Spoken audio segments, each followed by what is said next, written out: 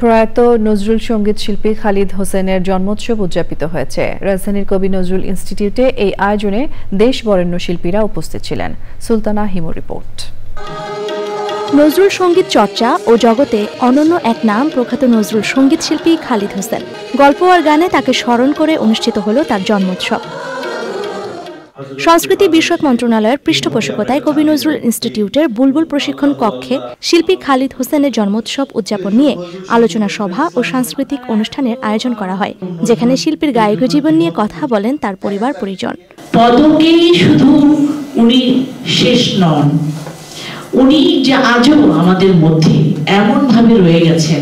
উনি কিন্তু আরেকটি কাজ করতেন, সেটি হলো যার যা সৌন্দর্য তাকে ঠিক অ্যাপ্রোপ্রিয়েট ভাবে প্রশংসা করতেন।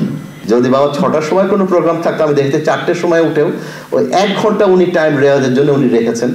অসুস্থ হয়ে গেছেন, রেয়াজ উনি কখনো বাদ দেননি। শিল্পী হওয়ার একটা প্রধান উপাদান যেটা উনি সবসময় মেনটেন করেছেন। কবি নজরুল ইনস্টিটিউটের এই আয়োজনে উপস্থিত ছিলেন তার ভক্তরা। Sultana Himu, channel I, Dhaka.